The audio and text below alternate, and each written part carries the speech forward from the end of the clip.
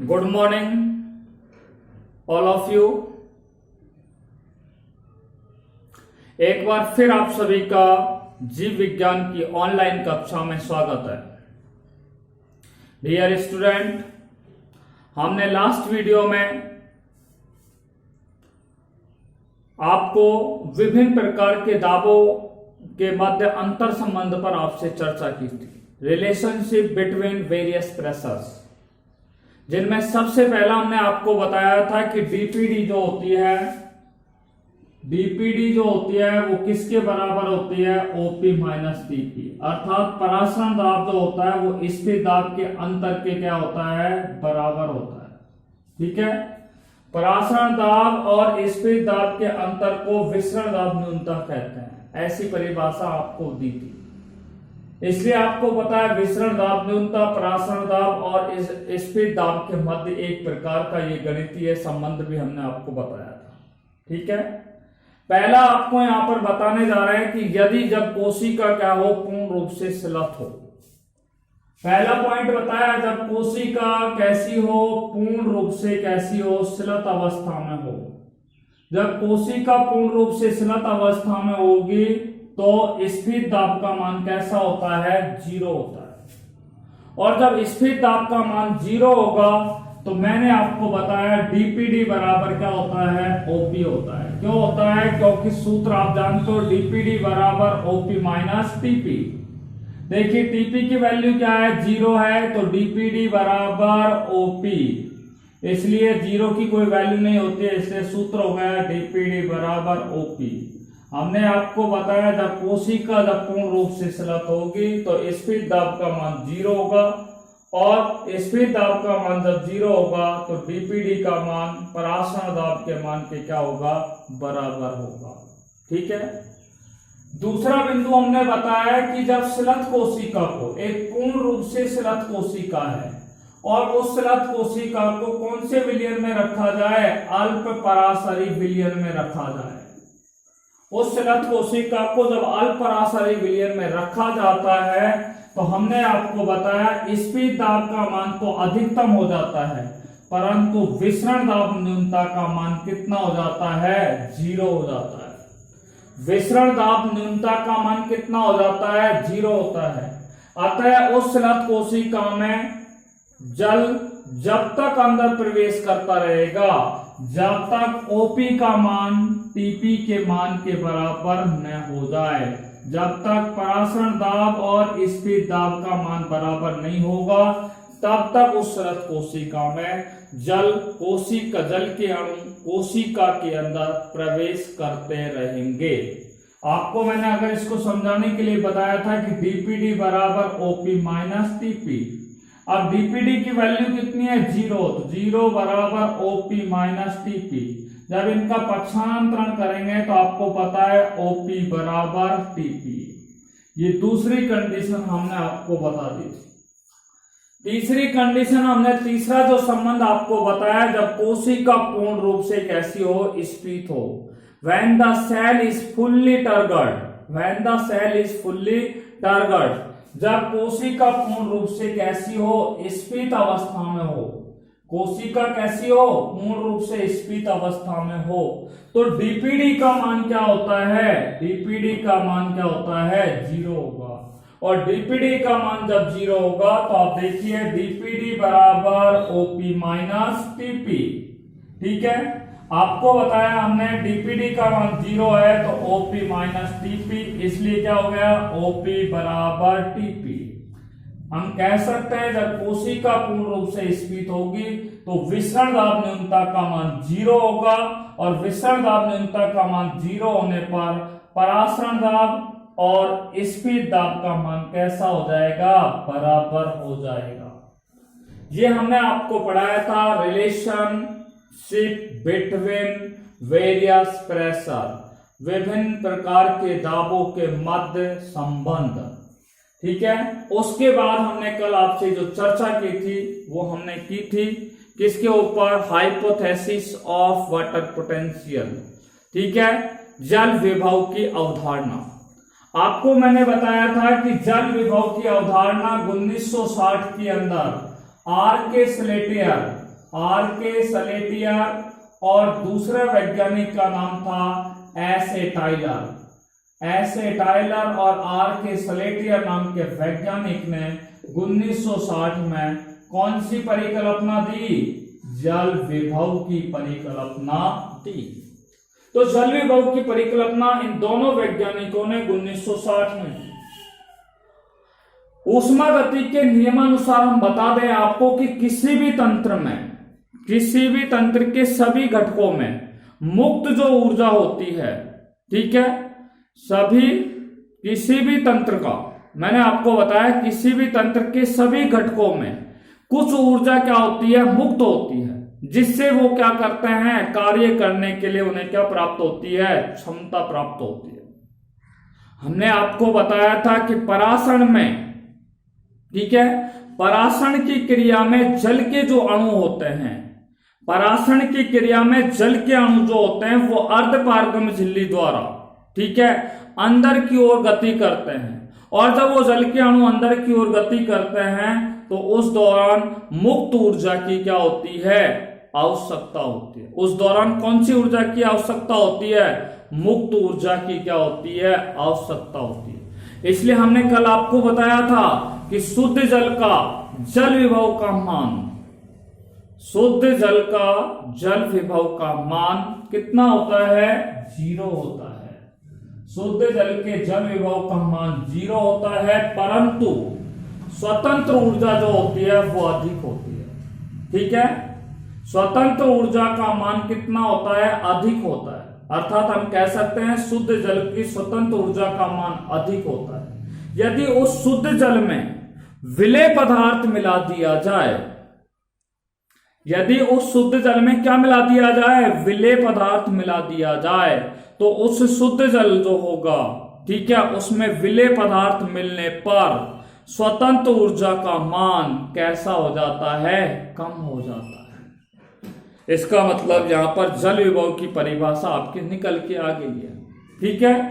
अर्थात शुद्ध जल के अणुओं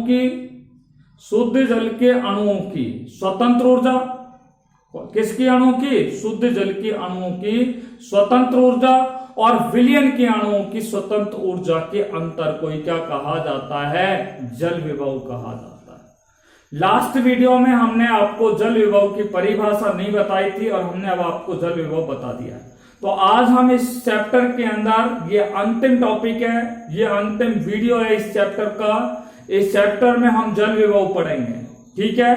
दूसरा हम पढ़ेंगे एक परासरण तंत्र की परिकल्पना, hypothesis of A osmotic system, ठीक है। इन 2 बिंदुओं पर हम आपसे चर्चा करेंगे और ये दोनों बिंदु पूर्ण होने के पश्चात आपका एक चैप्टर क्या हो जाएगा? फिनिश हो जाएगा। आइए आज जो हम बात करने जा रहे हैं वो है जल विभव। Today we are going to discuss about water, hypothesis of water potential and hypothesis of a osmotic system. Okay, lesson number 5 just going on, continue, जिसका नाम है plant water relation. Plant water relation, पादप जल संबंध, relation, ठीक है। आज का जो टॉपिक है हमारा, आज का इंपॉर्टेंट टॉपिक है जिसका नाम है हाइपोथेसिस ऑफ वाटर पोटेंशियल।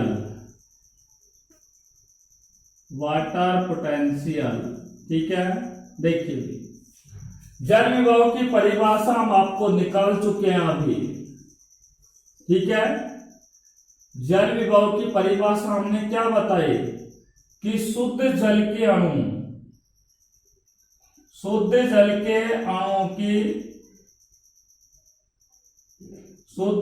अणुओं की स्वतंत्र ऊर्जा, शुद्ध जल के अणुओं की स्वतंत्र ऊर्जा और विलयन के अणुओं की स्वतंत्र ऊर्जा, विलयन के अणुओं की स्वतंत्र ऊर्जा के अंतर को क्या कहा जाता है? जल विभव कहा जाता है। ठीक है, देखिए यहां पे हम बोल सकते हैं जल विभव किसे कहते हैं, अर्थात शुद्ध जल के अणुओं की स्वतंत्र ऊर्जा और विलयन के जल के अणुओं की स्वतंत्र ऊर्जा के अंतर को ही, विलयन के जल के अणुओं की स्वतंत्र ऊर्जा के अंतर को ही क्या कहा जाता है? जल विभव कहा जाता है। जल विभव किसे कहा जाता है? शुद्ध जल के अणुओं की स्वतंत्र ऊर्जा और विलयन के जल के अणुओं की स्वतंत्र ऊर्जा के अंतर को ही क्या कहा जाता है? जल विभव कहा जाता है। ठीक है, देखिए जल विभव जो है उसको ग्रीक शब्द साई के द्वारा क्या किया जाता है? प्रदर्शित किया जाता है। इस जल विभव को ग्रीक जो भाषा होती है उस ग्रीक भाषा के साई शब्द के द्वारा क्या करते हैं? प्रदर्शित करते हैं। किस शब्द के द्वारा प्रदर्शित करते हैं? साई शब्द के द्वारा। जल विभव को ग्रीक भाषा के या ग्रीक शब्द के साई से क्या करते हैं? प्रदर्शित करते हैं। जल विभव को ग्रीक शब्द के साई शब्द से क्या किया जाता है? प्रदर्शित किया जाता है। देखिए जल विभव की एक सामान्य इकाई होती है। जल विभव की सामान्य इकाई को क्या कहा जाता है? बार कहा जाता है। आपसे पूछा जाए कि जल विभव की क्या इकाई है, तो जल विभव की इकाई होती है बार। जल विभव की इकाई क्या होती है? बार होती है। बार में बोले तो इसको क्या बोल सकते हैं? एटमॉस्फेरिक या एटीएम के द्वारा भी या वायुमंडलीय के दाब के द्वारा भी इसे क्या है? प्रदर्शित किया जा सकता है। जल विभव की इकाई क्या होती है? बार या एटीएम होती है। एटीएम का अर्थ होता है एटमॉस्फेरिक। एटमॉस्फेरिक के नाम से इसे जाना जाता है। ठीक है, तो जल विभव आपकी समझ में आ गया होगा यहां तक। अब हम बात करते हैं वर्तमान में जो ऊष्मा गतिकी है। ठीक है, वर्तमान में ऊष्मा गतिकी के अनुसार, ध्यान से सुनना मैं क्या बोल रहा हूं, वर्तमान में ऊष्मा गतिकी के अनुसार विसरण दाब न्यूनता को ही, वर्तमान में जो ऊष्मा गतिकी का जो सिद्धांत है, नियम है, वो ये क्या कहता है? वर्तमान में ऊष्मा गतिकी के नियमानुसार, ठीक है, जो डीपीडी होती है, डीपीडी यानी कि विसरण दाब न्यूनता को ही क्या कहा जाता है? जल विभव कहा जाता है। बात समझ में आ रही है कि वर्तमान परिप्रेक्ष्य में ऊष्मा गतिकी के नियमानुसार विसरण दाब न्यूनता को ही क्या कहा जाता है? जल विभव कहा जाता है। और इस जल विभव का मान कैसा होता है? ऋणात्मक होता है। जल विभव का मान कैसा होता है? निगेटिव होता है, ऋणात्मक होता है। ठीक है, इसलिए जल विभव को हम किसके द्वारा दर्शाते हैं? जल विभव को हम किसके द्वारा दर्शाते हैं? या तो साई के द्वारा दर्शाते हैं, साई नहीं कहें तो इसे किसके द्वारा दर्शाया जा सकता है? साई डब्ल्यू के द्वारा क्या किया जाता है? प्रदर्शित किया जाता है। वर्तमान में मैंने बोल दिया, वर्तमान में ऊष्मा गतिकी के नियमानुसार विसरण दाब न्यूनता को ही, बीपीडी को ही जल विभव कहा जाता है। जल विभव का मान ऋणात्मक होता है और जल विभव को माइनस साइन या माइनस साइन डब्ल्यू के द्वारा क्या किया जाता है? प्रदर्शित किया जाता है। बात समझ में? अब आपको बता दें, वर्तमान में ही ऊष्मा गतिकी के सिद्धांत के अनुसार, ठीक है, जो परासरण दाब होता है, ये पहला पॉइंट बात कर ली होगी। अब हम दूसरे बिंदु पर बात कर रहे हैं। वर्तमान में जो परासरण दाब होता है, कौन सा दाब होता है? ऑस्मोटिक प्रेशर होता है। उस परासरण दाब को ही विलय विभव, उस परासरण दाब को क्या कहते हैं? विलय विभव कहते हैं, या उसे क्या कहा जाता है? परासरण विभव कहा जाता है। क्या कहा जाता है? परासरण विभव कहा जाता है। ऊष्मा गतिकी के, वर्तमान में ऊष्मा गतिकी के नियमानुसार परासरण दाब को ही विलय विभव कहा जाता है, या उसे क्या कहा जाता है, परासरणी विभव कहा जाता है। और इस परासरणी जो विभव होता है या परासरणी विभव का मान जो होता है वो कैसा होता है, नेगेटिव होता है। परासरणी विभव का मान कैसा होता है, नेगेटिव होता है। देखिए विसरण दाब न्यूनता का मान पॉजिटिव होता है, परंतु हम कह रहे हैं वर्तमान में ऊष्मागतिकी के नियमानुसार विसरण दाब न्यूनता को क्या कहा जाता है, जल विभव कहा जाता है। और जल विभव का मान कैसा होता है, ऋणात्मक होता है। परासरण दाब का मान धनात्मक होता है, परंतु ऊष्मागतिकी के नियमानुसार परासरण दाब को विलय विभव या परासरण विभव कहा जाता है, जिसका मान कैसा होता है, ऋणात्मक होता है। और इस परासरण विभव को किसके द्वारा प्रदर्शित किया जाता है, इसे साइन एस के द्वारा क्या है, प्रदर्शित किया जाता है। किसके द्वारा प्रदर्शित किया जाता है, साइन एस के द्वारा प्रदर्शित किया जाता है। देखिए तीसरा दाब है, उस पर बात कर रहे हैं। स्पीड दाब, जिसको हम किसके द्वारा दर्शाते हैं, टीपी के द्वारा प्रदर्शित करते हैं। T4 turgor, P4 pressure. Speed दाब जो होता है इसको क्या कहते हैं, दाब विभव भी कहते हैं। स्पीड दाब को कौन सा विभव कहते हैं, स्पीड दाब को क्या कहते हैं, दाब विभव कहते हैं। कौन सा विभव कहते हैं, स्पीड दाब को दाब विभव कहा जाता है। क्या कहा जाता है, दाब विभव कहते हैं, ठीक है। और दाब विभव का मान जो होता है वो कैसा होता है, पॉजिटिव होता है। और एक बार फिर सुनिए, स्पीड दाब का मान हमेशा ऋणात्मक होता है, परंतु वर्तमान ऊष्मागतिकी के अनुसार स्पीड दाब को ही दाब विभव कहा जाता है। और दाब विभव का मान कैसा होता है, धनात्मक होता है, ठीक है। देखिए अभी और भी इसको क्लियर करने का हम काम करेंगे। और दाब विभव को किसके द्वारा दर्शाया जाता है, दाब विभव को साइन पी के द्वारा क्या करते हैं, हम प्रदर्शित करते हैं। दाब विभव को किसके द्वारा प्रदर्शित किया जाता है, किसके द्वारा प्रदर्शित किया जाता है, साइन पी के द्वारा प्रदर्शित किया जाता है। देखो आप जानते हो कि डीपीडी बराबर क्या होता है, ओपी माइनस टीपी होता है। विसरण दाब न्यूनता का मान जो होता है वो परासरण दाब और स्पीड दाब के अंतर के मान के क्या होता है, बराबर होता है। परासरण दाब और स्पीड दाब के अंतर के मान के क्या होता है, विसरण दाब कैसा होता है, बराबर होता है। क्लियरली बात होगी समझना। डीपीडी का मान कैसा होता है, ऋणात्मक होता है, ठीक है। परंतु वर्तमान में ऊष्मागतिकी के सिद्धांत के अनुसार विसरण दाब न्यूनता को जल विभव कहते हैं। जल विभव का मान कैसा होता है, ऋणात्मक होता है, जबकि विसरण दाब न्यूनता का मान कैसा होता है, धनात्मक होता है। इसी तरीके से परासरण जो दाब होता है उसका मान कैसा होता है, धनात्मक होता है।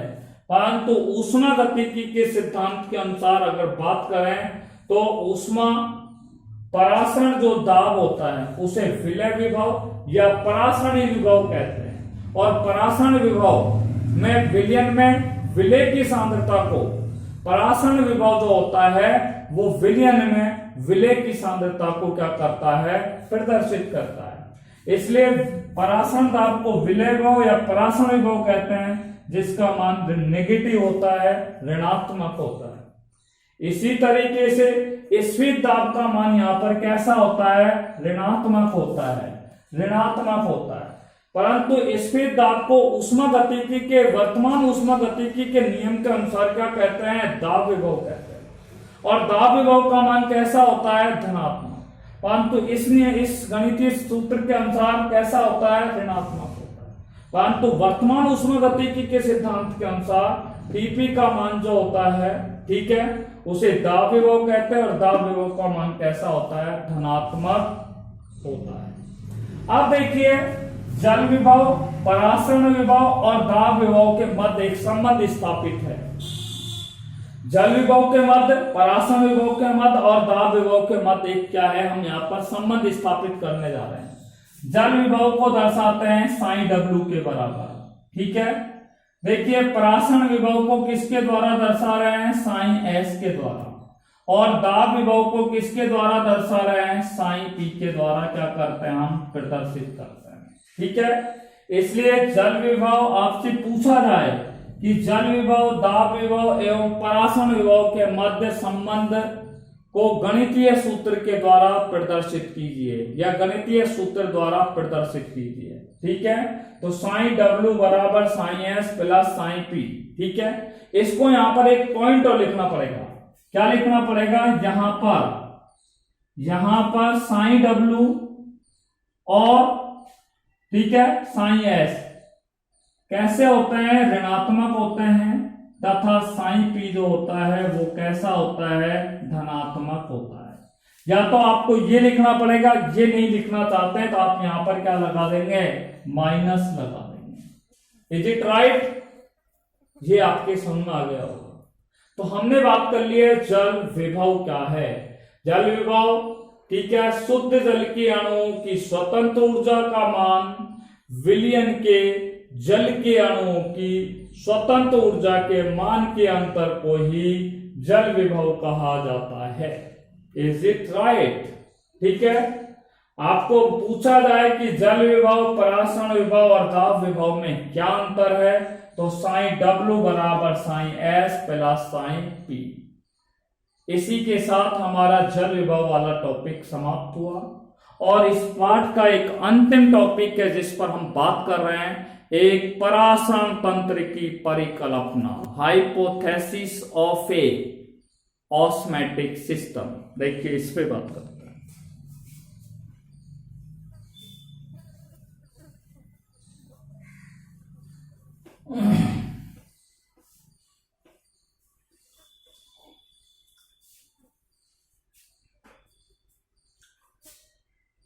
एक परासरण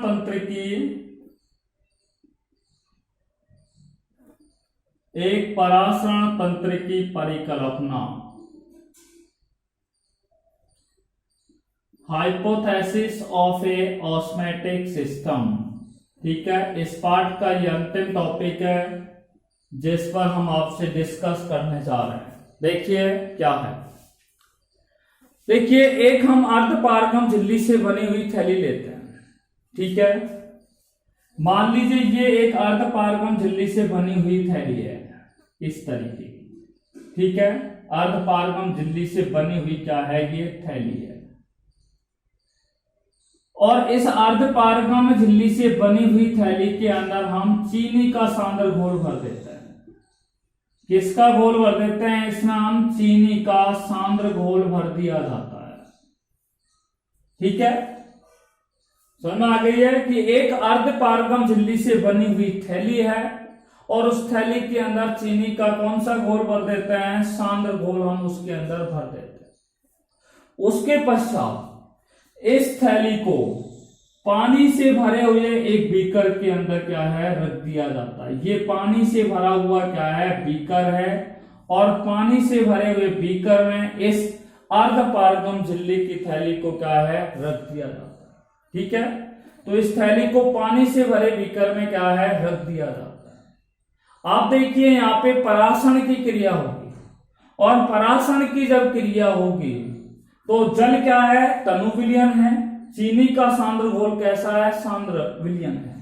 ठीक है, तो यहां से जल के जो अणु होंगे, ठीक है, बीकर में जल के जो तनु घोल होगा, यानी कि बीकर में जो जल के अणु होंगे वो अर्धपारगम झिल्ली द्वारा किसके अंदर प्रवेश करेंगे भैया, किसके अंदर प्रवेश करेंगे, इस अर्धपारगम झिल्ली के अंदर क्या करेंगे, प्रवेश करेंगे।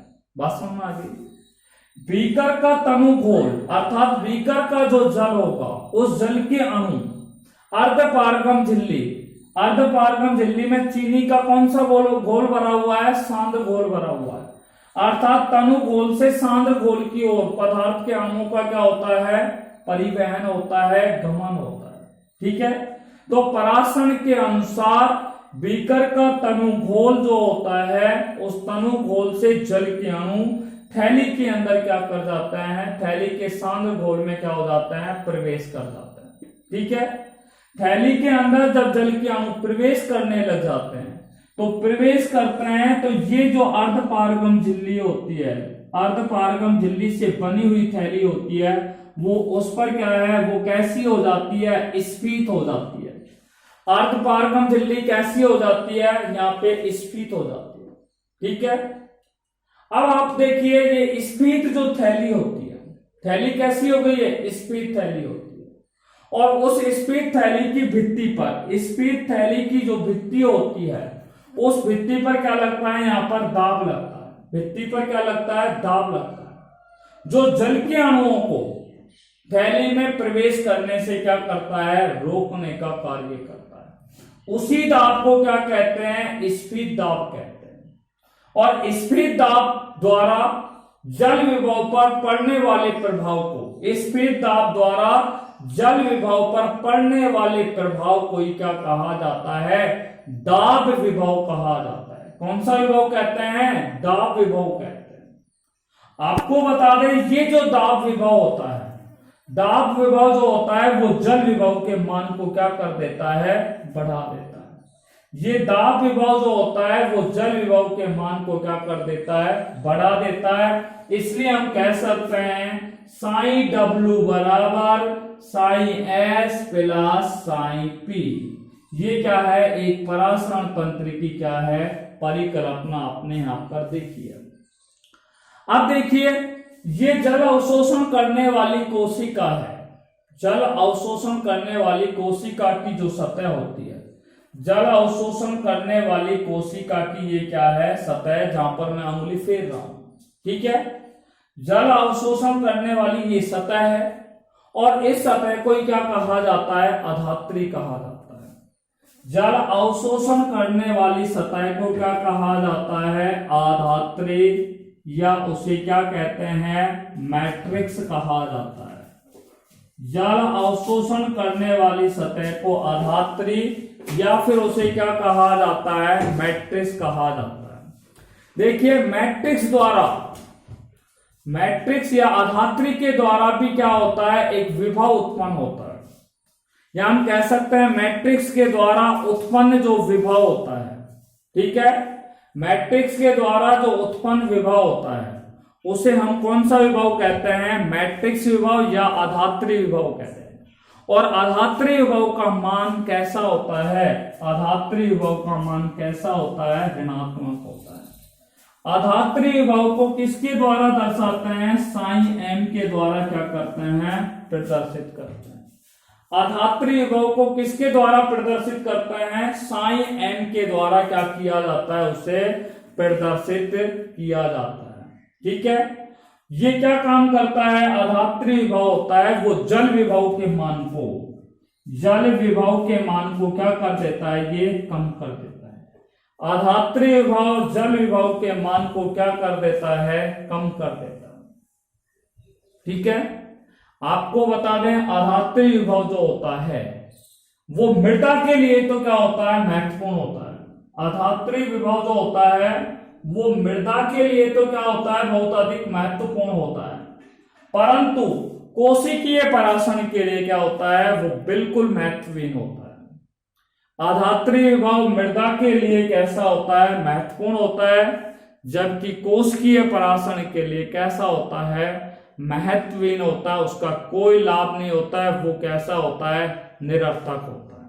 कैसा होता है, निरर्थक होता है। ठीक है, आपको मैं बता दूं दाब विभव कैसा होने पर, दाब विभव धनात्मक होने पर, दाब विभव कैसा होगा, धनात्मक होगा, यानी कि साइन पी का मान जब धनात्मक होगा तो जल विभव के मान में क्या हो जाती है, वृद्धि हो जाती है।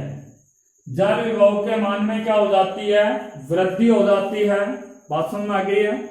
इसलिए हम कह सकते हैं साई डब्ल्यू बराबर, यानी कि जल विभव बराबर psi M plus psi S plus psi P. Is it right. इस सूत्र के द्वारा हम, ठीक है, जल विभव, आधात्री विभव, परासरण दाब विभव, परासरण विभव और दाब विभव के मध्य संबंध को क्या है, प्रदर्शित कर सकते हैं। क्या कर सकते हैं, संबंध को हम दर्शा सकते हैं। यह अधात्रीय विभव, जल विभव, दाब विभव और परासरण विभव के मध्य एक गणितीय सूत्र के द्वारा हम इसको क्या है, दर्शा सकते हैं। आपको बता दें, पादप तंत्र के अंदर अधात्रीय विभव का मान कम होता है। पादप तंत्र में अधात्रीय विभव का मान कैसा होता है, कम होता है। इसकी हम लोग गणना भी नहीं कर सकते, it can not be calculated, इसकी गणना नहीं की जा सकती। ठीक है, ये एक परासरण तंत्र की क्या हुई, परिकल्पना। इसको एक बार फिर मैं दोबारा से रिपीट कर रहा हूं, ध्यान से सुनिए। देखिए क्या है, देखिए एक अर्धपारगम झिल्ली है, ठीक है, और एक अर्धपारगम जो झिल्ली होती है, एक अर्धपारगम झिल्ली से बनी हुई थैली लेते हैं, ठीक है, और इस थैली के अंदर चीनी का सांद्र घोल भर दिया जाता है। तत्पश्चात इस थैली को, ठीक है, इस थैली को क्या किया जाता है, पानी से भरे बीकर में क्या है, रख दिया जाता है। ठीक है, परासरण के नियमानुसार, ठीक है, बीकर में जो जल के अणु होता है, वो जल के अणु इस अर्धपारगम झिल्ली द्वारा किसके अंदर प्रवेश करते हैं, इस अर्धपारगम थैली में प्रवेश करते हैं, जिससे ये अर्धपारगम झिल्ली की जो थैली होती है वो कैसी हो जाती है, स्फीत हो जाती है। स्फीत थैली की भित्ति पर क्या लगता है, दाब पड़ता है। क्या पड़ता है, स्फीत थैली की भित्ति पर दाब पड़ने लगता है। और जब स्फीत थैली की भित्ति पर दाब पड़ता है या दाब लगता है, पड़ता नहीं है, दाब क्या है, लग जाता है, यहाँ पे दाब बढ़ जाता है। ठीक है, यानी कि दाब जाती है, जो जल के अणुओं को, जो जल के अणुओं को थैली में प्रवेश होने से क्या करता है, रोकता है।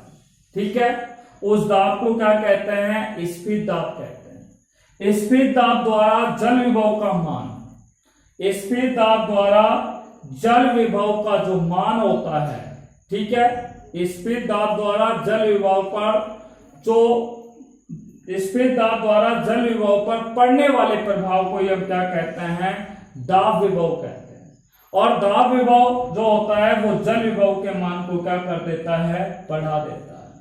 ठीक है, दाब विभव जो होता है वो जल विभव के मान को क्या कर देता है, बढ़ा देता है। इसलिए साइन W बराबर sign S plus sign P के द्वारा इसे दर्शाते हैं। देखिए अर्धपारगम की जो थैली होती है, ये थैली जो होती है, यानी कि जल अवशोषण करने वाली कोशिका की जो सतह होती है उसे अधात्री कहते हैं। क्या कहते हैं, अधात्री कहते हैं। और अधात्री के द्वारा जो उत्पन्न होने वाला जो विभव होता है, उस विभव को अधात्री विभव कहते हैं।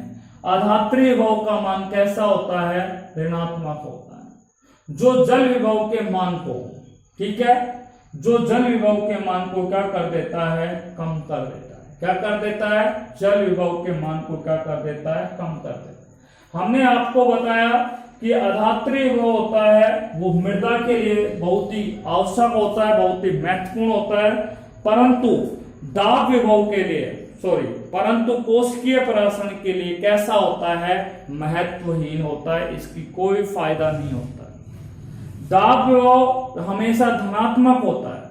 ठीक है, दाब विभव धनात्मक होने पर जल विभव के मान में क्या हो जाती है, वृद्धि हो जाती है। दल किसमें विभव में वृद्धि हो जाती है, दाब विभव धनात्मक होने के कारण जल विभव के मान में वृद्धि हो जाती है। इसलिए साइन W बराबर psi M plus psi S plus sign P।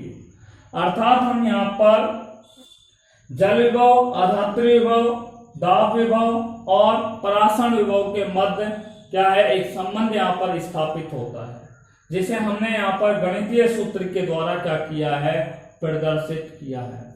हमने आपको बताया कि पादप तंत्र के अंदर, ठीक है, अधात्री विभव का मान कम होता है, जिसकी गणना नहीं की जा सकती है।